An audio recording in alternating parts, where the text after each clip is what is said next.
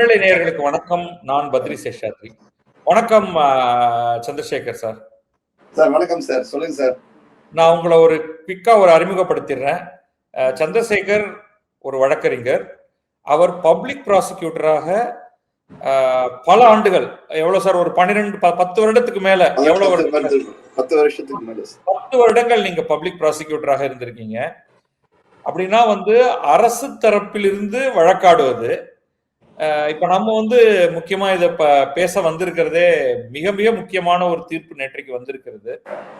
சாத்தான்குளத்தில் 2 ஒரு செல்பேசி கடையை நடத்தி கொண்டிருந்த தந்தை மகன் ஜெயராஜ் பெனிக்ஸ் என்னும் 2 பேர் காவல் நிலையத்துல அடித்து கொல்லப்பட்டிருக்கிறார்கள். அந்த வழக்கை பத்தின உங்களுடைய முதல் கட்ட பார்வையை, அதற்கு பிறகு அந்த இதை நிகழ்த்திய அந்த 9 காவலர்கள் மீது வழக்கு தொடுக்கப்பட்டது, அது சிபிஐக்கு சென்றது, நேற்றைக்கு தீர்ப்பு வந்திருக்கு. அந்த தீர்ப்பை பத்தி நம்ம விரிவாக பார்க்க போகிறோம். இவர்கள் 9 பேரும் குற்றவாளிகள் என்று கருதப்பட்டு அது ஊர்ஜிதப்படுத்தப்பட்டு அவருக்கு தீர்ப்பு கொடுத்திருக்காங்க. அதுதான் நம்ம விலாவரியா பேசுறாங்க. இப்போ முதல் முறையா நீங்க ஒரு பப்ளிக் ப்ராசிக்யூட்டராக இருந்த அந்த பார்வையிலிருந்து இந்த வழக்கை நீங்க எப்படி பார்க்கறீங்க சார்? சார், இந்த வழக்கை பார்க்கும்போது பாத்தீங்கன்னா சார், இது மிக மிக துரதிருஷ்டமான ஒரு சம்பவத்தின் அடிப்படையில் ஒரு தனிநபர்களின் ஒரு கோபத்தையும், அவர்கள் பதவியில் இருப்பதால் அவர்கள் எதுவானாலும் செய்யலாம் என்ற ஒரு மனப்பான்மையில் இருக்கிற சில காவல் அதிகாரிகளினுடைய உச்சப்பட்ட ஒரு ஒரு என்ன சொல்றது, அதுக்கு ஒரு வயலன்ஸ், அதுதான் சொல்ல முடியும், ஒரு வன்முறை ஆட்டம் அப்படிங்கிறது தான் நம்ம இதை முதல்ல பார்க்கணும். ஏன்னா அப்போ கோவிட் ரெஸ்ட்ரிக்ஷன்ஸ் இருக்குது. அந்த கோவிட் ரெஸ்ட்ரிக்ஷன்ஸ் அவங்க ஃபாலோ பண்ணலைங்கிறத கூப்பிடுறதுக்காக அவங்கள கூப்பிட போய் அவங்களுக்குள்ளார ஏற்பட்ட ஒரு சின்ன ஒரு வாக்குவாத காரணமாக அவர்களை காவல் நிலையத்தில் அழைத்து கஸ்டடி எடுத்து அவங்கள ஒரு வன்முறை தாக்குதல்கள், கண்மூடித்தனமான வன்முறை தாக்குதலும் செய்து அவர்கள் இருவரும் உயிரிழந்து விட்டார்கள். இதுதான் அந்த வழக்கோட சுருக்கம்.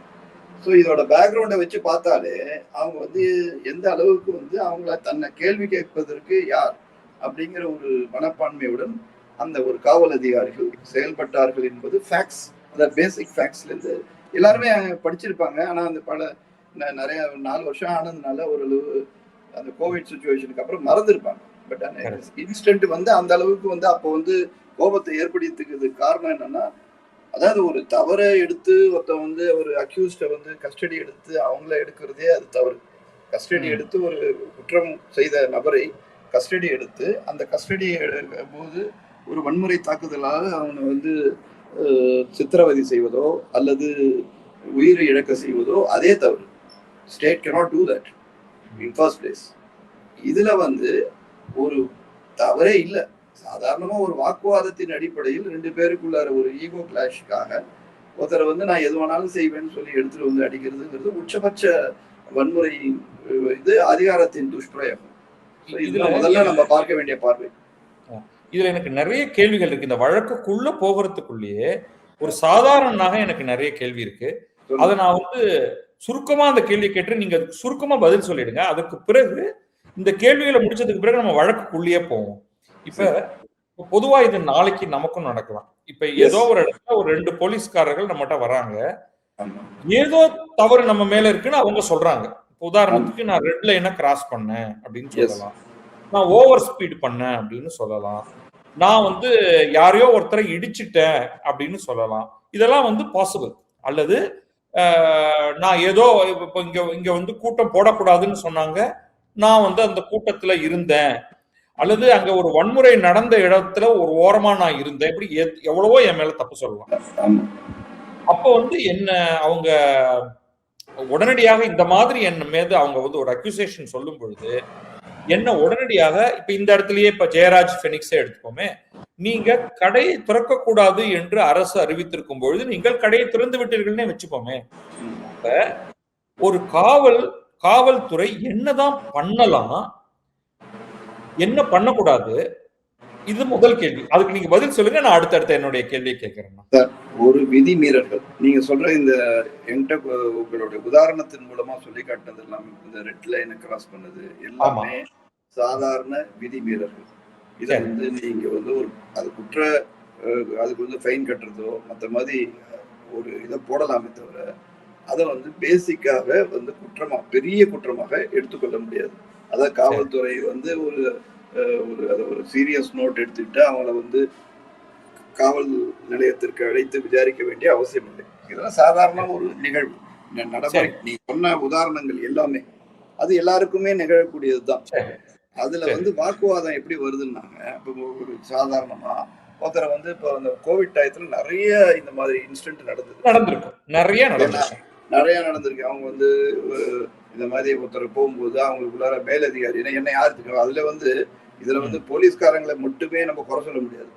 அதுல வந்து அதை விதி மீறின நபர்களும் எனக்கு அந்த ஐஏஎஸ் அதிகாரி வாய் விட்டுருவாங்க, யாரு தெரியுமில்ல அப்படின்னு, நான் கட்சியில இவ்வளவு பெரிய ஆளு, எனக்கு ஐஏஎஸ் ஆளு அப்படின்னு சொல்லிட்டு நான் வந்து ஒத்துழைக்க மாட்டேன் அப்படின்னு சொல்லிட்டு அதுல வந்து ஒரு தகராறு ஏற்படுத்தும் போதுதான் இது வந்து அடுத்த நீட்சிக்கு போகுது. அது இதை வந்து நான் என்ன சொல்றேன்னா, இந்த மாதிரி ஒரு போலீஸ் பொதுமக்கள் இடையே ஏற்படும் சிறு சிறு உரசல்கள் இந்த மாதிரி ஒரு பெரிய வன்முறை சம்பவத்துக்கு வித்தாக போவதற்கு காரணமே இரு பக்கத்திலையும் வந்து ஒரு பொறுமையும் ஒரு அந்த காட்ட வேண்டிய ஒரு பக்குவமும் இல்லாததுனால்தான்.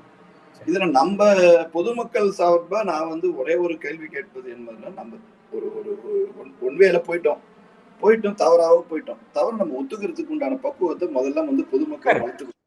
அப்பதான் வந்து காவல்துறையிட்டையும் அதே மாதிரி ஈக்குவலா ஒரு பக்குவமான ஒரு அணுகுமுறையும் ஒரு சாதாரண அணுகுமுறையும் கேட்டுக்கலாம். இது நான் சொல்றது வந்து ஒரு பேசிக்கான பார்வை. இது நான் வந்து யாரையும் வந்து ஒரு நியூட்ரலா இருக்கிறது போது பார்க்கும்போது, ஏன்னா நானும் வந்து அந்த போலீஸ் காவல்துறையோடு நெருங்கி பல காலம் பழகியதுனால் அவங்களுடைய லா என்ஃபோர்ஸிங்கோட டெண்டன்சி எனக்கு என்னன்னு தெரியும்.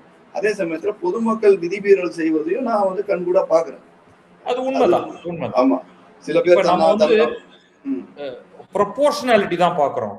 ஒரு குற்றம்னு தெரியுது, ஆனா அதுக்கு என்ன ரெஸ்பான்ஸ், இப்ப அதோட என்னுடைய நீட்சிக்கு என்னன்னா சார், இப்ப ஜெயராஜ் வந்து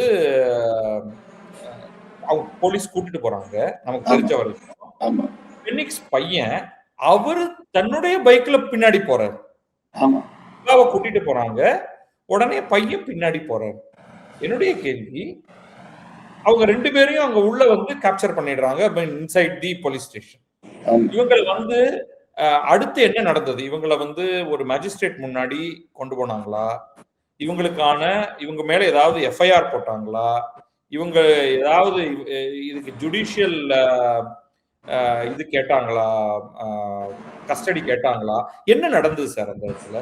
சார், அந்த நடந்த விஷயங்களை வந்து திரும்ப ரீவைண்ட் பண்ணி பார்க்கும்போது சார், அங்க வந்து அவங்களுக்குள்ளார ஏற்பட்ட ஒரு வாக்குவாதம் காரணமாக ஏற்பட்ட ஒரு தனிநபர் விரோதம் காரணமாக 2 பேரும் கண்மூடித்தனமாக தாக்கப்பட்டார்கள் என்பதுதான் அதோட விளைவு. உண்மையான நிகழ்வை வந்து யாராலுமே திரும்ப கேப்சர் பண்ண முடியாது சார். ஏன்னா we don't have version. அதுக்கு வந்து போலீஸ் வந்து அப்புறம் தான் சிபிஐ வந்து அந்த நிகழ்வுக்கு பிறகு நடந்ததை தான் புலன் விசாரணை செய்து குற்றப்பத்திரிகை தாக்கல் செய்திருக்கிறார்களே தவிர ஆக்சுவலா அன்னைக்கு அவங்களுக்குள்ளார என்ன இன்ட்ராக்ஷன் நடந்ததுங்கிறத பத்தி நமக்கு எதுவுமே தெரியல. ஆனா ஓரளவு யூகிக்க முடியுது. என்ன காரணம்னா, இவங்க ஏதோ கேட்டிருக்காங்க, அவங்க ஏதோ ஒரு பதில் சொல்லி இருக்கிறாங்க. அந்த பதில் அவர்களுடைய ஈகோவை தூண்டிவிட்டு நம்மகிட்ட அதிகாரம் இருக்கிறவங்களோட இப்படி பேசலாமா அப்படிங்கிற ஒரு இதை வந்துதான் இதுல வந்து ஒரு கண்மூடித்தனமாக அவர்கள் செயல்பட்டுள்ளார்கள். இதுதான் இதோடைய அடுத்தது சார். இவங்க வந்து ஒரு 2-3 நாட்கள் உள்ள வைத்து தாக்கப்பட்டிருக்கிறார்கள் தான் நமக்கு தெரியுது. உடனடியாக உயிர் போயிடுது.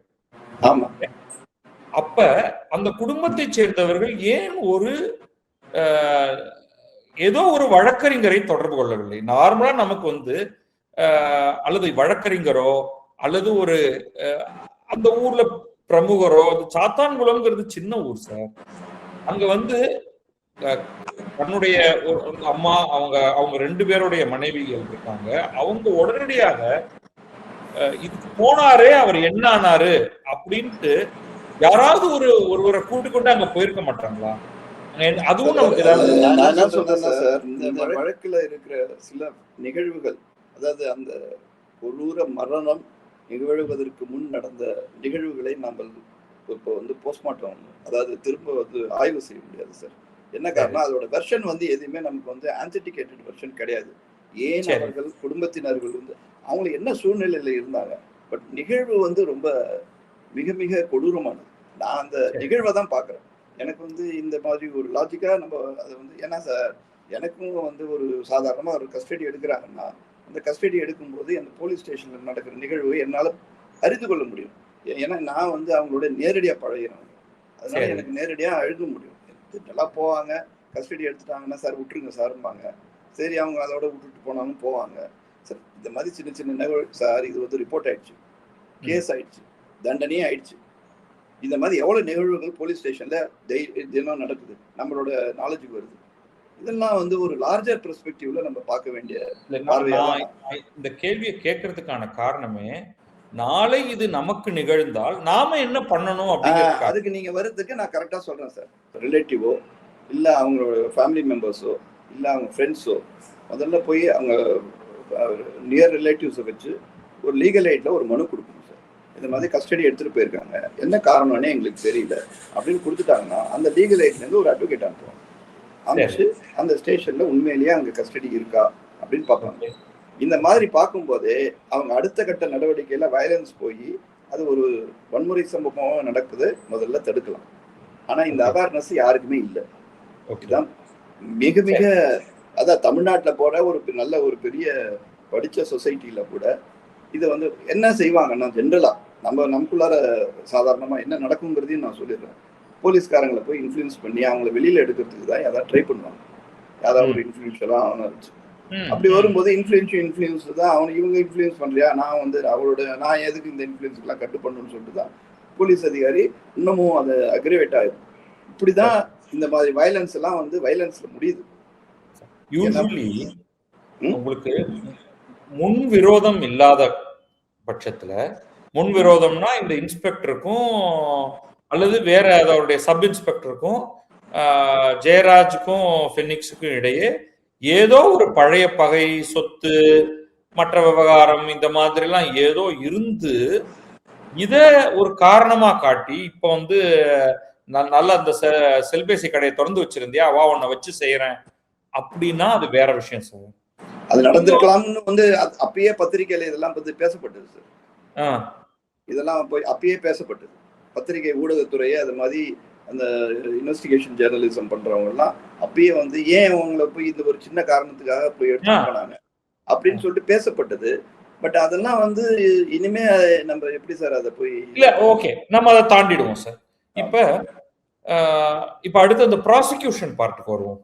சோ ஒரு கட்டத்துல வந்து சிபிஐ வரலைன்னா ஒரு ஜஸ்டிஸ் நடக்காது அப்படின்னு ஒரு பெரிய கேம்பெயின் நடந்து சிபிஐ உள்ள வந்தது. அப்பொழுது அரசு வந்து அது சிபிஐக்கு கொடுத்துச்சு, நீங்க எடுத்து பண்ணுங்க அப்படின்ட்டு. இப்ப ஒரு பப்ளிக் ப்ராசிக்யூட்டராக நீங்க பாக்குறீங்க, இந்த மாதிரி ஒரு காவல்துறை சேர்ந்தவர்கள் மீது ஒரு வழக்கு வரும்பொழுது அதை வந்து நியாயமாவே அத காவல்துறையாலேயே அதை சரியா எடுத்து செய்ய முடியாதா? அதாவது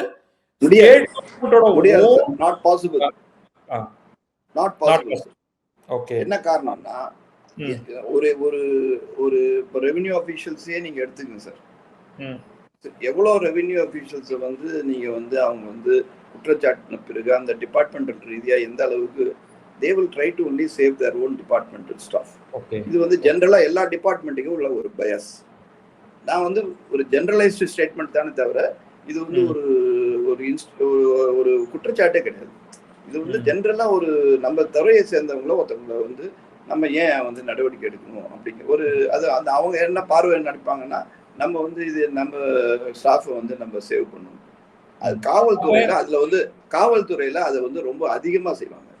இந்த மாதிரி ஒரு கஸ்டோடியல் டெத் நடந்துச்சுன்னா அவனை வந்து ஏதாவது போலி ஒரு ஒரு மருத்துவ சான்று வாங்கி ஏதோ வெளிப்பிள்ளை இறந்து போயிட்டான், இல்லை ஹேங்கிங் பண்ணி இறந்து போயிட்டாங்கிற மாதிரி தான் ஃப்ரேம் பண்ணி அந்த காவல் அதிகாரிகளை ஒரு காப்பாற்றுவதற்கான முயற்சிகள் நடந்த விஷயங்கள் பல கேஸ்ல நீங்க பார்த்திருப்பீங்க, நீங்களே படிச்சிருப்பீங்க.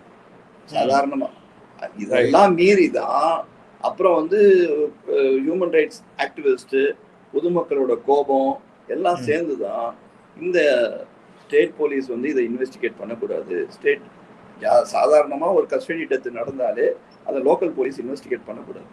சிபிசிஐடிக்கு ஆனா நீங்க சொல்றது பார்த்தா ஈவன் சிபிசிஐடியே நம்ம வந்து சேம் டிபார்ட்மெண்ட் எக்ஸ்டென்ஷனா இருக்கிறதுனால we cannot trust them அப்படிங்கிற மாதிரி ஆகுது. எஸ், அத நீங்க ட்ராக்கர் கார்டு பாருங்க. எவ்வளவு கஸ்டோடியல் டெத்ல சிபிசிஐடி சரியானபடி குற்றச்சாட்டு சார்ஜ் ஷீட் ஃபைல் பண்ணிருக்காங்க. பண்ண மாட்டாங்க. அதுவும் அவங்க எவ்வளவு டைம் எடுத்திருப்பாங்க பாருங்க. யாரும் நடக்காது. அது காரணம் என்னன்னா சாட்சிகளுக்கும் பயம். இன்னொன்னு போலீஸுக்கு எதிராக எவ்வளவு பேர் சாட்சி சொல்லுவாங்க. இல்ல ஐ அண்டர்ஸ்டாண்ட். சரி, ஆனா அல்ல அதை தவிர இன்னொரு ஆங்கிளையும் நீங்க பாத்துங்க. மருத்துவர்கள் கொடுக்கிற ரிப்போர்ட் தான் இதுல முக்கியமானது. கரெக்ட். மருத்துவர்களுக்கும் காவல்துறை அதிகாரிகளும் போஸ்ட்மார்ட்டம் பண்ணுறதுல இந்த மாதிரி கிரிமினல் கேசஸ்ல, மெடிக்கோ லீகல் கேசஸ்ல எப்போதுமே நல்ல ஒரு ரேப்போ இருக்கும். அப்படி இருக்கும்போது இந்த மெடிக்கல் ரிப்போர்ட்ஸ் இந்த மாதிரி கஸ்டோடியல் டெத்ல இருக்கிறதுக்குலாம் அதுக்கு வந்து உயர்நீதிமன்றத்துல கைட்லைன்ஸ் கொடுத்துருக்காங்க. இந்த மாதிரி சந்தேக மரணம், சந்தேக லாக்அப் டெத்து இதெல்லாம் வரும்போது இதை எப்படி எடுக்கணும்னா வீடியோகிராஃப் பண்ணணும். அந்த விக்டிமோட இவர் வந்து அதுல வந்து பிரசண்டா இருக்கும், அவங்களோட பிரசன்ஸ்ல அதை செய்யணும். அது செய்யும் மட்டும் இல்லாம அவர் வந்து கிருபாகரன் ஜேயும் இன்னொரு ஜட்ஜும் மதுரை பெஞ்ச்ல இதுக்கு ஒரு கைட்லைன்ஸே கொடுத்துருக்காங்க. இந்த மாதிரி ஏன்னா நீங்களே பார்த்துருப்பீங்க, இந்த மாதிரி வழக்குகள் எல்லாம் போஸ்ட்மார்ட்டம் பண்ணி ஒன்று கொடுத்த உடனே நம்ம மறு போஸ்ட்மார்ட்டம் ஒன்றுன்னு சொல்லிட்டு ஒரு உயர்நீதிமன்றத்தை அணுகி ஹியூமன் ரைட்ஸ் ஆக்டிவிஸ்ட் வந்து கேட்பாங்க. அதனால அதுக்கு தான் வந்து என்ன காரணம்னா அதுக்கு வந்து டிவிஷன் பெஞ்சில் ஒரு ஜட்ஜ்மெண்ட் கொடுத்துருக்காங்க. அது கைட்லைன்ஸ் இது வரைக்கும் யாருமே ஃபாலோ பண்ணது இல்லை. ஒரு வீடியோ எடுக்கணும், அந்த விக்டிமோட பர்சனை வந்து அங்க இருக்க சொல்லணும். அது தவிர அங்க போஸ்ட்மார்ட்டம் பண்ணும்போது போஸ்ட்மார்ட்டம் நோட்ஸ் அப்படின்னு முதல்ல எடுப்பாங்க. அதுக்கப்புறம் தான் போஸ்ட்மார்ட்டம் ரிப்போர்ட் கொடுப்பாங்க. இந்த போஸ்ட்மார்ட்டம் ரிப்போர்ட்ஸ், நோட்ஸ் எல்லாமே வந்து ஃபைல் பண்ணணும். ஆனா இந்த கைட்லைன்ஸை யாருமே நீதியரசர் கிருபாகரன் ஜே ஒரு டிவிஷன் பெஞ்சில் கொடுத்த கைட்லைன்ஸை இது வரைக்கும் எந்த வழக்கிலும் குற்ற வழக்கிலையும் ஃபாலோ பண்ணது இல்லை. அது வந்து அரசோட ஒரு ஒரு என்ன சொல்றது, ஒரு மெத்தனத்தனம். ஒரு உயர்நீதிமன்றம் டிவிஷன் பெஞ்ச் இவ்வளவு வழக்குகள் எல்லாம் பார்த்துட்டு அவர் டிவிஷன் பெஞ்சில் ஒரு பரிந்துரை பண்ணியிருக்காரு 7-8 வருஷத்துக்கு முன்னாடி. ஏன்னா சந்தேக மரணங்கள் வரும்போதே இந்த மாதிரி போஸ்ட்மார்ட்டத்தை பற்றியான சந்தேகங்கள் வருது. ஏன்னா மருத்துவர் கொடுக்குற ரிப்போர்ட் தான் வந்து இந்த கஸ்டோடியல் டெத்தை வந்து ப்ரூவ் பண்ணும். அதுதான் வந்து மெயின் எவிடன்ஸ். ஆனா இந்த இடத்துல வந்து ஃபர்ஸ்ட் மருத்துவருடைய ரிப்போர்ட் வந்து ஃப்ளாட் அவங்க அப்படிங்கிறது நமக்கு தெரிய வந்திருக்கு. ஆமா, அதனாலதான் இந்த மதுரை பெஞ்ச்ல இருக்கிற டிவிஷன் பெஞ்ச்ல இருக்கிற இதை வந்து முதல்ல அரசாங்கம் மிக மிக நேர்மையாக அமுல்படுத்த வேண்டும். சரி, இப்ப நான் வரிசையா வேற 2-3 கேள்விகளுக்கு வரேன். இந்த ப்ராசிக்யூஷன் ஹேண்டில் பண்றதுக்கு முன்னாடி சிபிஐ விசாரணை பத்தின உங்களுடைய ஒரு கருத்து சொல்லிடுங்க. எப்படி சிபிஐ இத ஹேண்டில் பண்ணாங்க அப்படின்ட்டு. சார், சிபிஐ பொறுத்த வரைக்கும் சார் நிறைய விமர்சனங்கள்லாம் கூட நீங்க ஊடகத்துறையில நீங்க பார்த்திருப்பீங்க. ஆளுங்கட்சி என்பது என்ன, சிபிஐ காரங்கள்லாம் என்ன மேலேருந்து குதிச்சவங்களா அப்படின்லாம் கூட விமர்சனம் பண்ணதை நீங்க பார்த்திருப்பீங்க. ஊடகத்துறையில விமர்சனம் வரும். ஆளுங்கட்சி எப்போதுமே என்ன சிபிஐ விசாரணை கேட்டா உடனே சிபிஐ மட்டும் வந்தா என்ன அவங்க. ஆனா அவங்க ஒரு பிரீமியர் இன்வெஸ்டிகேஷன் ஏஜென்சி. அவங்கள பொறுத்த வரைக்கும் they do their jobs 99% அவங்க வந்து ப்ரொஃபஷனலா இது பண்ணுவாங்க. அவங்களுடைய விசாரணை முறை வந்து மிக மிக ஒரு ப்ரொஃபஷனல் ஸ்டாண்டர்ட் வந்து அதிகமா இருக்கும். சாதாரண போலீஸ் இன்வெஸ்டிகேட் பண்ணுறதுக்கும் சிபிஐ பண்ற ஒரு சார்ஜ் ஷீட்டுக்கும் நிறைய வித்தியாசங்கள் இருக்கு. அதனால அவங்க வந்து அவங்களுக்கு வந்து பயாஸும் கிடையாது. இந்த காவல்துறை அதிகாரிகளை சேவ் பண்ணணும்னு அவங்க நினைக்கவே மாட்டாங்க. அவங்க வந்து கரெக்டா அதை பண்ணுவாங்க. டோட்டலி டிஃபரெண்ட் இன்வெஸ்டிகேஷன் டிபார்ட்மெண்டா இருக்கிறதுனால இவங்களுக்கு வந்து இவங்க ஃபேவர், அவங்களுக்கு இவங்க ஃபேவர் பண்ணணுங்கிற எந்த ஒரு தேவையும் இல்லாததுனால they went by what actually happened there. அவங்க வந்து அவங்க கேஸை பில்ட் பண்ணிட்டாங்க, சார்ஜ் ஷீட்டை உருவாக்கிட்டாங்க. இத வந்து கோர்ட்ல ப்ராசிக்யூஷன் எப்படி பண்ணாங்க சார்? உங்களுக்கு கிடைச்ச இல்ல சிபிஐ ப்ராசிக்யூஷன் எப்போதுமே அவங்க சிபிஐ ப்ராசிக்யூட்டர்ஸ்க்கு வந்து குற்றச்சாட்டுல இருக்கிறத சாட்சியை அவங்க அப்படியே விசாரிச்சாலே போதும். ப்ராசிக்யூட்டர்ஸோட ஜாப் வந்து ரொம்ப சிம்பிள். ப்ராசிக்யூட்டர் வந்து ஒன்றும் ரொம்ப அவங்களுக்கு ஒன்றும் டிஃபிகல்ட்டியே கிடையாது. போதும். ஆமா, சார்ஜ் ஷீட் ஃபைல் பண்ணதுக்கு பிறகுதான் ப்ராசிக்யூட்டரோட ஜாப் ட்ரையல் கோர்ட்ல வருது. He has to lead the framing of charge before the sessions court. அவர் தான் வந்து லீட் பண்ணணும். ஸோ சார்ஜஸ் வந்து ஃப்ரேம் பண்ணணும். ஃப்ரேம் பண்ணதுக்கு பிரைமா பாசி எவிடன்ஸ் வந்து சார்ஜ் ஷீட்ல இருக்கா அப்படிங்கறத வந்து ப்ராசிக்யூட்டர் வந்து கோர்ட்ல எடுத்து உரைக்கணும். அவர் சொன்னதுக்கு பிறகு சார்ஜஸை ஃப்ரேம் பண்ணுவாங்க. அதுல அவங்களுக்கு ஒரு குற்றச்சாட்டப்பட்டவர்களுக்கு ஒரு சான்ஸ் டிஸ்சார்ஜ் பெட்டிஷன் போடலாம். டிஸ்சார்ஜ் பெட்டிஷன் போட்டு அது பிரைமா பாசி எவிடன்ஸ் இல்லையுமே இல்லை, சும்மாவே போட்டுருக்காங்கன்னு சொன்னாங்கன்னா டிஸ்சார்ஜ் பண்ணுவாங்க. அது இந்த மாதிரி வழக்குல எல்லாம் டிஸ்சார்ஜ் பெட்டிஷன்லாம் எடுபடாது. அது கம்ப்ளீட்டா அது வழக்கு விசாரணை நடந்தது. அப்ப இறுதியா வந்து ப்ராசிக்யூஷன் தரப்புல இருந்து இந்த 9 பேருக்கும் என்ன தண்டனை வேணும் அப்படிங்கறத வந்து இவங்க கேட்கணும் இல்லையா? சம்பந்தப்பட்ட சட்டத்தின் அடிப்படையில இவர்களுக்கு மேக்சிமம் பனிஷ்மெண்ட், இவங்களுக்கு இது கொடுத்தா போதும் ஏதோ ஒண்ணு. அப்ப இவங்க வந்து கேட்டது மரண தண்டனை தான் கேட்டாங்களா? ஆமா, சிபிஐல கேட்டது வந்து மேக்ஸிமம் கேபிட்டல் பனிஷ்மெண்ட் தான் கொடுக்கணும். Because it's a rarest of rare offense. இதை தவிர நான் பத்திரிகையில படித்தது வரைக்கும் நான் கேள்விப்பட்டது ஸ்டேட் கவர்மெண்ட் வந்து இந்த கஸ்டோடியல் டெத்தை வந்து சீரியஸா தான் எடுத்துட்டு மேக்ஸிமம் பனிஷ்மெண்ட் ஒரு ரிப்போர்ட் ஃபைல் பண்ணிருக்காங்க. State police, state government, central government அதே மாதிரி வியூ தான் எடுத்திருக்குது இந்த கேஸை பொறுத்த வரைக்கும். அதுதான். ஸோ ஒன்று நம்ம சிபிஐயோட விசாரணை, சார்ஜ் ஷீட், அதுக்கப்புறமா சிபிஐ ப்ராசிக்யூஷன் தரப்புல இருந்து வழக்கறிஞர்கள் அதை எடுத்துட்டு போனது, அந்த பாயிண்ட்ல அவர்கள் வந்து மேக்சிமம் கேபிட்டல் பனிஷ்மெண்ட் கொடுங்கன்னு கேட்டது. அதுக்கப்புறமா வந்து ஜட்ஜ் இவங்களை குற்றவாளிகள்னு அறிவிக்கிறார். அறிவித்து தண்டனை கொடுக்கறதுக்கு முன்னாடி அவர் மத்திய மாநில அரசுகளுடைய ஒப்பீனியனை கேட்கிறாரு. அது எதுக்காக சார்? அதான் சார், இந்த வழக்கை பொறுத்த வரைக்கும் ஒரு custodial death sir. Okay, custodial டெத்துங்கும் போது ஸ்டேட் வந்து முதல்ல எந்த குடிமகனுக்கும் பாதுகாப்பு வழங்குவது தான். Even if is an accused, the accused life is very important. And அது வந்து ஒருத்தங்க கஸ்டோடியல் டெத்துன்னு இருக்கும்போது அதற்கு வந்து ஒரு ஸ்டேட்டோட ஃபெயிலியர் இது. அதனால அவங்க வந்து ஸ்டேட் கவர்மெண்ட் வியூவையும் கேட்கிறாங்க. ஏன்னா அவங்க அதிகாரிகள் வந்து அந்த சட்ட இதுக்கு உட்பட்டு கஸ்டடி எடுக்காம அவங்கள வயலன்ஸ் பண்ணி அவர் மர்டர் பண்ற லெவலுக்கு போகும்போது there is a failure on the part of the state also. Therefore they are asking for the report from the state government and also from the central government. அப்ப இந்த state and central government ரெண்டுமே நீங்க வந்து ஹார்ஷஸ்ட் of the பனிஷ்மென்ட்ட கொடுங்க, capital punishment, maximum punishment கொடுங்கன்னு சொல்லிட்டு தான் அவங்க கேக்குறாங்க. இல்ல, அதாவது வந்து ஈவன் ஸ்டேட் கவர்மெண்ட்டும் சென்ட்ரல் கவர்மெண்ட்டும் அதை கன்கர் பண்றதா? அதை ரெண்டு பேருமே இந்த வழக்குல அது மாதிரி போட்டிருக்காங்க. ஓகே, தென் நமக்கு வந்து முத்துக்குமரன் ஜஸ்டிஸ், அவர் ஜட்ஜ் வந்து செஷன்ஸ் ஜட்ஜ், அவர் வந்து இதுக்கு கொடுக்கிறாரு. இதுல என்னென்ன சட்டத்தோடைய எந்த பிரிவின் அடிப்படையில இந்த தண்டனை கொடுக்கப்படுது சார்? சார் முதல்ல வந்து 302 அது அந்த இது வந்து மர்டர். ஓகே, அது மர்டருங்கிறது ப்ரூவ் ஆயிடுது சார். இவங்க தான் 9 பேர் ஈக்குவலி இன்வால்வ் இன் திஸ் மர்டருங்கிறது அவர் ஜட்ஜ்மெண்ட்ல சொல்லிட்டாரு. இன்னொன்னு அவர் சொல்ற ஃபர்ஸ்ட் அப்சர்வேஷன் என்னன்னு நீங்க பார்க்கணும். இது எப்படின்னா வேலியே பயிரை மேய்கிறது. எதனால அவர் அது மாதிரி சொல்றாரு? காவல்துறையோட முதல் டியூட்டி என்ன? குடிமகனை பாதுகாப்பு வழங்கும்.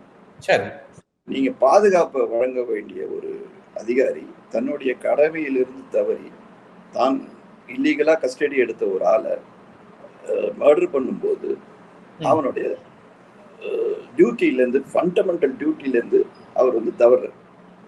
ஸோ அதனால அவர் என்ன நினைக்கிறாருன்னா இதை வந்து சாதாரணமா எடுத்துக்க முடியாது. Therefore it's a rarest of rare case. இதுக்கு ஒரு எக்ஸாம்பிள் நம்ம சொல்லலாம்.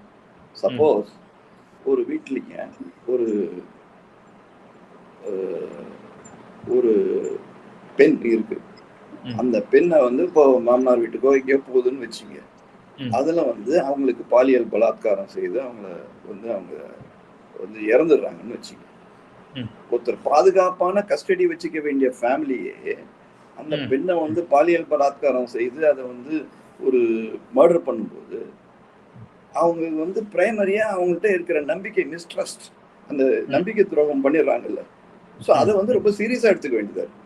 இதேதான் போலீஸ் நம்ம பாதுகாக்கும்னு நினைச்சிட்டு நம்ம ஸ்டேஷனுக்கு போனா அங்க போய் நமக்கு வயலன்ஸ் நடந்து மர்டர் ஆகுதுன்னா எந்த சிட்டிசனுக்கு பாதுகாப்பு, அப்ப போலீஸ் மேல எப்படி வந்து ஒரு நம்பிக்கை ஏற்படும்? இது நம்பிக்கை அந்த ஒட்டுமொத்த இப்போ 2-3 போலீஸ் செய்யற தவறுனால ஒட்டுமொத்த காவல்துறை அதிகாரி மேல எல்லா நல்ல காவல் அதிகாரி எவ்வளவு பேர் இருக்காங்க, எவ்வளோ ஒரு மனிதாபிமானத்தோடு செயல்படுற அதிகாரிகளும் இருக்காங்க. அதை பற்றியான ரிப்போர்ட்ஸும் ஊடகத்துல வருது, நீங்களும் பார்த்துருப்பீங்க.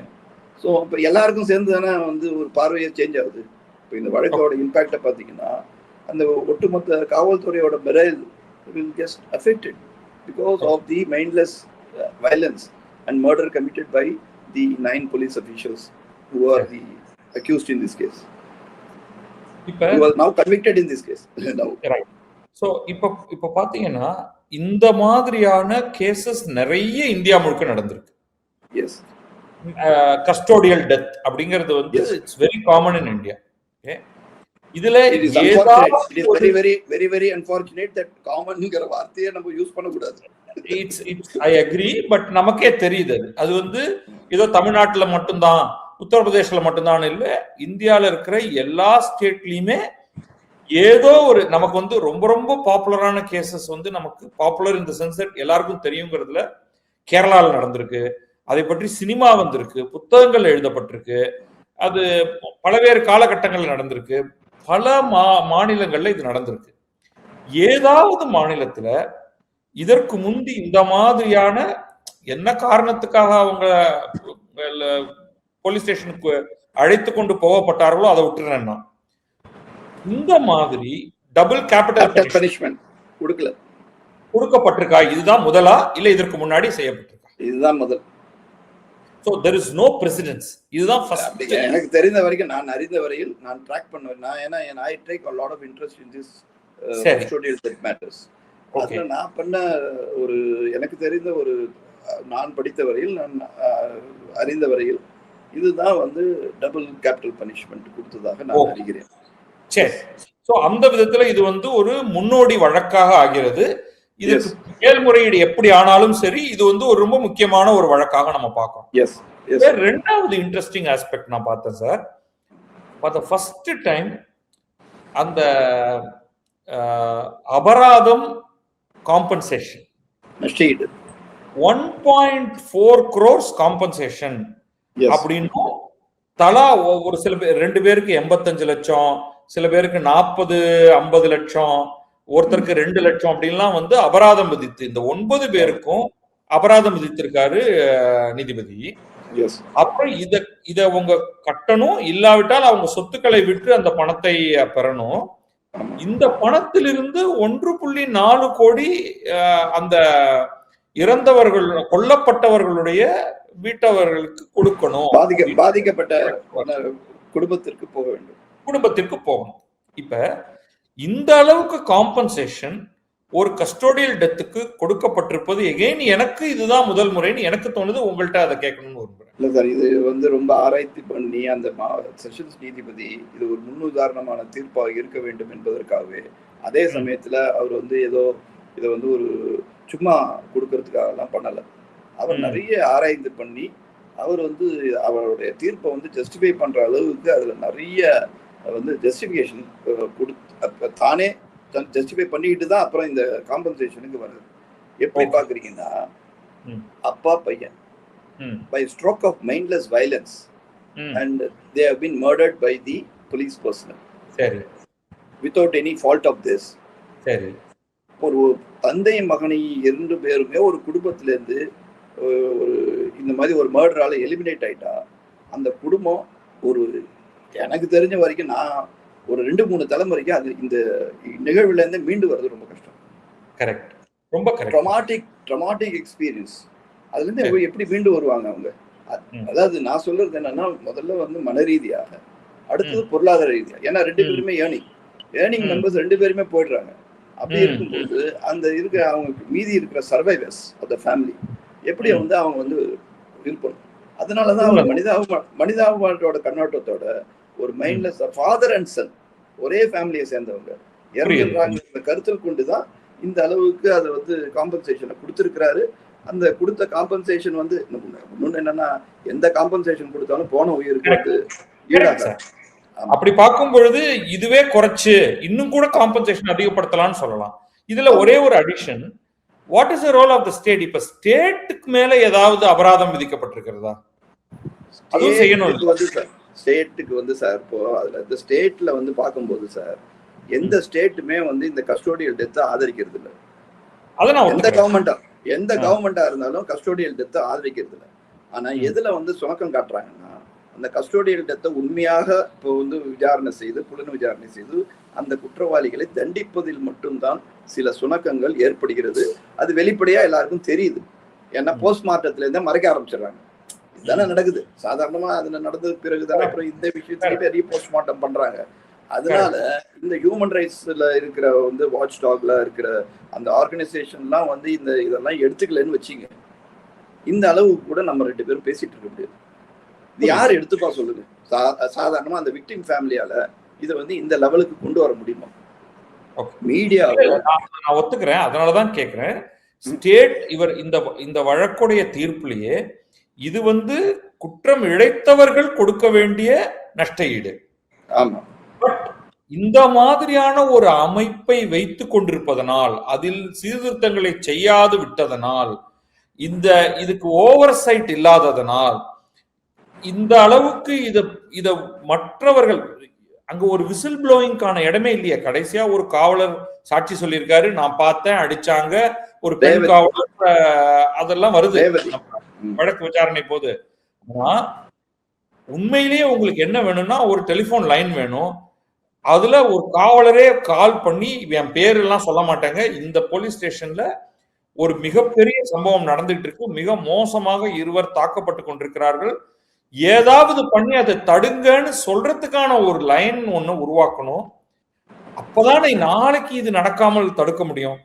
அப்படி ஒரு அமைப்பை ஏற்படுத்தாத அரசின் மீது ஒரு அபராதம் என்று ஒன்று, அதை நான் கட்சிகளை சார்ந்தே சொல்லல, தமிழ்நாடு அரசு ஒரு லீகல் கான்ஸ்டிடியூஷனல் அமைப்பு, அது அந்த அமைப்புக்கு இதில் இங்க வந்து அது தோல்வியுற்று விட்டது என்று அது ஒரு காம்பன்சேஷன் கொடுக்கணும் அந்த குடும்பத்துக்கு என்று வர வேண்டும் அல்லவா?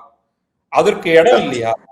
நான் என்ன சொல்றேன்னா சார், இதை பற்றி ஒரு மிகப்பெரிய விவாதம் நடத்த வேண்டிய நிலையில் நாம் இருக்கிறோம். ஏனென்றால் கடந்த 5 வருடங்களாக 35 கஸ்டோடியல் மரணம் நிகழ்ந்துள்ளது. இன்னுமா அந்த வழக்குகள்லாம் நிலுவையில தான் இருக்கு. அதுல இதே மாதிரி எப்படி வந்து இந்த சத்தான்குளம் டபுள் கஸ்டோடியல் மர்டர் நடந்ததோ அதே அளவுக்கு தான் அந்த அஜித்குமார் வழக்கு.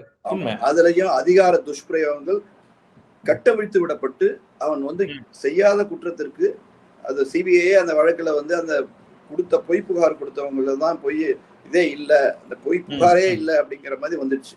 ஆனா அதற்கெல்லாம் வந்து பின்னாடி என்ன இருக்குங்கிறத பத்தி ஒரு வழக்கு இனிமேதான் பார்க்கணும்.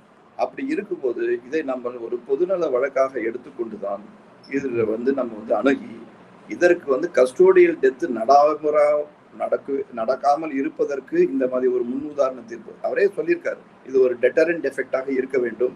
இனிமேல் காவல்துறை தங்களுக்கு அதிகாரம் இருப்பது என்பதற்காக கஸ்டடியில எடுத்து எதுவும் செய்யக்கூடாது என்பதற்கு இது முன்னுதாரண தீர்ப்புங்கிறது நீதிபதி தன்னுடைய தீர்ப்பில் மிக தெளிவாக சொல்லியுள்ளார். ஆகவே நீங்க சொல்ற ஒரு பாயிண்ட் பரிமாணம் அதோட நீட்சி என்னன்னா, ஸ்டேட் கவர்மெண்ட்டுக்கு இதுல என்ன ரெஸ்பான்சிபிலிட்டி பிக்ஸ் பண்ணணும்னு கேக்குறீங்க. நானும் அதே தான் பேசுறேன். ஆனா அது ஒரு லார்ஜர் திங்கிங். அதுக்கு வந்து என்ன செய்யணும்னா, இந்த வாட்ச் டாக்னு நம்ம இருக்கிற அதுக்கு வந்து நம்ம வந்து இனிமே அந்த கஸ்டடி எடுக்கிறாங்கன்னா இந்த சிஆர்பிசி ப்ரொவிஷன் இல்ல இப்ப பிஎன்எஸ்எஸ் ப்ரொவிஷன்லயே இப்ப நான் சொன்னேன் இல்லைங்க, விழிப்புணர்வு. யாரையாவது ஒருத்தனை வந்து உள்ளார எடுத்துட்டு போயிட்டாங்க உதைக்கிறது, இந்த 3 நாள் 4 நாள் வச்சிருந்து அதுக்கப்புறம் வந்து அதை கொடுக்கறது. அப்படி ஏற்கனவே சிசிடிவி எல்லாம் வச்சிருக்காங்க. ஆனா இந்த மாதிரி வழக்கு எல்லாம் நடக்கும்போது அந்த சிசிடிவி வேலை செய்யலன்னு சொல்லிடுவாங்க, அழிச்சிருக்காங்க. இந்த இடத்துல அழிச்சிருக்காங்க. ஸோ இதுக்கு வந்து இந்த சிசிடிவில இருந்து இப்போ ஆரம்ப எது எங்கெங்க தவறு நடக்குதுங்கிறத நம்ம முன்னாடியே கண்டுபிடித்து இதுக்கு ஒரு ஃப்ரேம் லைன்ஸ் ஒரு கைட்லைன்ஸ் ஃப்ரேம் பண்ணி ஹோம் டிபார்ட்மெண்ட் இது வந்து முதல்ல இருந்து ஆராயணும். அப்படி இருந்தாதான் அந்த ஹியூமன் ரைட்ஸ் வந்து நம்ம மதிக்கிறோம், இந்த அரசாங்கம் ரூல் ஆஃப் லாவை மதிக்குதுன்னு அர்த்தம். இது நீங்க சொல்ற லார்ஜர் பெர்ஸ்பெக்டிவ் நோக்கி நம்ம வந்து பயணம் செல்ல வேண்டிய காலத்தின் கட்டாயம் வந்து விட்டது என்பதை தான் இந்த தீர்ப்பு நமக்கு சொல்கிறது என்பதை நான் நினைக்கிறேன். ஒரு இறுதி கேள்வி சார், இதுக்கு நிச்சயமா மேல்முறையீடுக்கு இது போக போகுது. பாதிக்கப்பட்ட விஷயம் இருக்கு சார். மர்டர் கேஸ் இந்த டெத் பெனல்டி வரைக்கும் அது வந்து ரெஃபர்ட் ட்ரையல் தான். தானாகவே இந்த வந்து இது செஷன்ஸ் கோர்ட் நீதிபதியை கொடுத்ததுனாலயே அந்த கேபிட்டல் பனிஷ்மெண்ட் அப்படியே உறுதி ஆயிடாது. அக்யூஸ்டுக்கு ரைட்ஸ் கொடுக்குறாங்க நம்ம சட்டத்துல. அதனால இது தானாகவே உயர் நீதிமன்றத்தில் ரெஃபர்டு ட்ரையலாக திரும்பவும் இதை வந்து ஏதாவது இது உச்சபட்ச தண்டனை கொடுத்ததுல ஏதாவது ஒரு சட்டத்தில் விதிமீறல்கள் உள்ளதா, ஒரு ஓவரா ஆக்டிவா ஏதாவது செஞ்சுட்டாரான்னு வந்து நீதிமன்றம் டிவிஷன் பெஞ்ச் பார்க்க போகுது. இது ஆட்டோமேட்டிக். மனு போடணுங்கிற அவசியமே கிடையாது. அந்த 9 பேர்ல யாராவது ரெஃபர்ட் ட்ரையல்ங்கிற மாதிரி ஒரு ப்ரொவிஷன் வச்சிருக்காங்க. என்ன காரணம், அதிகபட்ச தண்டனை அடைக்கும் போது சப்போஸ் அவங்க வந்து பண வசதியோ இல்ல வேற ஏதோ காரணம் அப்படின்னு சொல்லிட்டாங்கன்னா அதனால வந்து அந்த ட்ரையல் கோர்ட்ல இந்த விசாரணை நீதிமன்றத்தில் இருக்கிற அதிகபட்ச தண்டனை அப்படியே உறுதி ஆயிடக்கூடாதுங்கிறதுக்காக நம்ம கான்ஸ்டிடியூஷன்ல ப்ரொடெக்ஷன் அக்யூஸ்டுக்கும் கொடுக்குறோம். இது ஆட்டோமேட்டிக்கா நம்பர் ஆகி கேஸ் ஆயிடுமா? இது ஆட்டோமேட்டிக்கா வந்து ரெஃபர்டு இதுல வந்து ட்ரையல்ல வந்து வந்துடும். அது இந்த ஏன்னா இதை வந்து உறுதிப்படுத்தணும். ஹைகோர்ட் உறுதிப்படுத்தினதுக்கு பிறகுதான் இதை எக்ஸிக்யூட் பண்ண முடியும். அப்ப இது நேரா வந்து மதுரை மதுரை பெஞ்ச்ல வந்து டிவிஷன் பெஞ்ச்ல 2 நீதிபதிகள் இது விசாரிக்க போறாங்க. ஆனா சப்போஸ் வந்து இவங்க கன்விக்டட் தரப்புல வந்து அப்பீல் பண்றாங்கன்னு வச்சுங்க, it will be talked along with that appeal. Okay, அவங்க அப்பீல் பண்ணாலும் பண்ணாட்டாலும் இதை எப்படி ரிவ்யூ பண்ண போறாங்க? ஆமா, இவங்க பண்ண இதை வந்து அதோட டாக் பண்ணுவாங்க. சரி, புரிஞ்சிச்சு எனக்கு. இப்ப இங்க இதான் கொஞ்சம் இந்த பொடி வச்ச கேள்வியா கேக்குறேன். உங்களுடைய எக்ஸ்பீரியன்ஸ்ல இத வந்து நீங்க ரேரஸ்ட் ஆஃப் த ரேர் அப்படிங்கறதுக்குள்ள பாக்குறீங்களா? உங்களுடைய அகைன் இது வந்து தனிப்பட்ட பார்வையிலேயே நகர்ந்துருவோம், நம்மளுடைய எமோஷனல் கனெக்ட் விட்டுருவோம். இல்ல இத நீங்க வந்து உங்களுக்கு சட்டத்தின் அடிப்படையில பார்க்கும் பொழுது உங்களுடைய பார்வை எப்படி இருக்கு? இத ரிவ்யூல என்ன ஆகும்னு நீங்க நினைக்கிறீங்க? சார், நானே ஒரு வழக்கு வந்து ட்ரிபிள் மர்டர் கேஸ் நடத்திருக்கேன் சார். சரி, அடிஷனல் பப்ளிக் ப்ராசிக்யூட்டர் ஒரு பல ஆண்டு காலத்துக்கு முன்னாடி நான் நடத்தேன் ஃபர்ஸ்ட் ட்ராக் கோர்ட்ல. அதுல ஒரு வழக்கோட தன்மை என்னன்னா, சும்மா ஒரு நிமிஷத்துல முடிச்சிடுறாங்க. நல்லா சொல்லுங்க சார், நல்லா சொல்லுங்க. ஒருத்தரை வந்து கொலை பண்ணிடுறாரு ஒரு ஆளு. சரி, ஒரு முன்வேதாரணம் காரணமாக அவங்களுக்குள்ள இருக்கிற ஒரு சில குடும்ப பிரச்சனை காரணமாக அவர் வந்து அதை கொலை பண்ணிடுறாரு. அதை 2 நபர்கள் பிச்சைக்காரங்க மிட் நைட்ல வந்து பார்த்துட்டு இருக்காங்க. சரி, இது நடக்கிற இடம் வந்து யூனிவர்சிட்டி வளாகத்துக்குள்ளார ஒரு நடுநிசி. அப்போ வந்து 2 பிச்சைக்காரங்க அதை பார்த்துடுறாங்க. பிச்சைக்காரங்க பார்த்ததுனாலேயே அந்த 2 பிச்சைக்காரங்களை வந்து இவன் கொலையாளி வந்து அவங்களையும் தீர்த்து. ஸோ ஒரு மர்டர் பண்றவன் 3 மர்டர் ஆயிடுது. 2 பேரு அந்த பார்த்தவங்க விட்னஸ், ஐ விட்னஸ், அவங்க வந்து ஒரு ஆக்சிடென்டல் ஐ விட்னஸ். அவங்க மேல எந்த தவறும் கிடையாது. அவங்களுக்கும் அந்த கொலையாளிக்கும் முன்னுதாரணமே கிடையாது. சரி, ஆனா அவங்களை தீர்த்துக்கிட்டு இருக்காங்க. ஏன்னா இந்த கொலைக்கு சாட்சியே இருக்கக்கூடாது அப்படிங்கிற ஒரே ஒரு காரணத்துக்காக தீர்த்து. இது ஒரு கொடூரமான, இதுதான் rarest of rare case. 3 murder. ஒரு மர்டருக்கு அவனுக்கு மோட்டிவ் இருக்கலாம், அவனுக்குள்ளார ஏதோ தகராறு இருக்கலாம், அதே தவறு. ஆனா அந்த பார்த்த 2 பேரும் எந்தவித தவறும் செய்யல, பார்த்ததுனாலேயே அவங்க கொள்கிறார். இதுதான் ரேரஸ்ட் ஆஃப் ரேர் கேஸ். இதுக்கு நான் ஆர்கியூ பண்ணேன். ஆனா அவர் வந்து செஷன் ஜட்ஜ் என்ன சொல்றாரு, ஆனா இது ரேரஸ்ட் ஆஃப் ரேர் கேஸ்ல நீங்க வராதுன்னு சொல்லி அவர் முடிவு எடுத்து ட்ரிபிள் லைஃப் கொடுத்தாரு அந்த கேஸ். அந்த நீதிபதியோட பார்வை. அதனால எனக்கு அதுல ஒரு ஆதங்கம் உண்டு. என்னடா அது 2 பேர் எந்தவித தவறும் இல்லாம அவனை வந்து கொலை பண்ணிட்டானே, அந்த கொலையாளிக்கு வந்து தூக்கு தண்டனையே கொடுத்துருக்க கூடாது என்று பல நாட்கள் நான் வந்து அதுல கேட்டேன். தூக்கு தண்டனை தான் அந்த கொடுக்கணும்னு சொல்லிட்டு.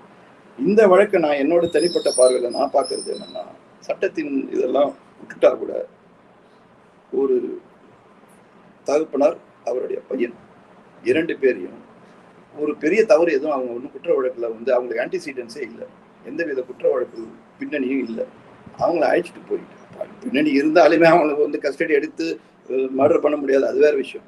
பட் இவங்களுக்கு எந்தவித ஒரு லா அபைடிங் சிட்டிசன்ஸ் தான். ஒரே ஒரு கதவை மூடல, இந்த கோவிட் இதை வந்து பண்றாங்கிற ஒரு இதை தவிர வச்சுக்கிட்டு இவங்களை உள்ளார எடுத்துட்டு போயிட்டு 3 நாள் அவங்கள சித்திரவதை பண்ணி மர்டர் பண்ணதுங்கிறது, அதுவும் அவங்களுடைய கடமையை தவறியிருக்காங்க. யாரை பாதுகாக்கணுமோ அந்த பாதுகாக்கணும், அடிப்படையான பாதுகாக்க முடியாம அவங்க they become the murderers. அது வந்து நம்ம எப்படி வந்து ரேரஸ்ட் ஆஃப் ரேர் கேஸ் இல்லைன்னு நம்ம சொல்ல முடியாது. அதுதான் நீதிபதி பார்த்திருக்காரு. நீதிபதியோட ஃபைண்டிங்கை வந்து நான் சரியான ஃபைண்டிங் தான் நான் வந்து என்னுடைய பார்வையில நான் ஒத்துக்கிறேன்.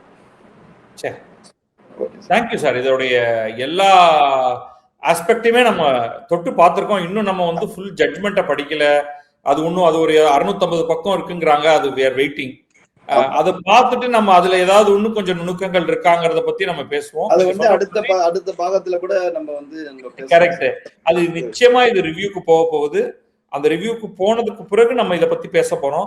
சோ இதை தொடர்ந்து பேசுவோம். இதுல என்னதான் வருது அப்படிங்கறத பாத்துருவோம். ஆனா இது மட்டும் இல்ல, நீங்க சொன்ன மாதிரி கடந்த 5 ஆண்டுகள்ல 35 கஸ்டோடியல் டெத் நீங்க சொல்றீங்க. 35 கஸ்டோடியல் டெத்ல நமக்கு தெரிஞ்சு குறைந்தபட்சம் அஜித்குமார் வழக்கு நடந்துகிட்டு இருக்கு. இப்ப அதுக்கு பெயில் கேட்டுட்டு இருக்காங்க.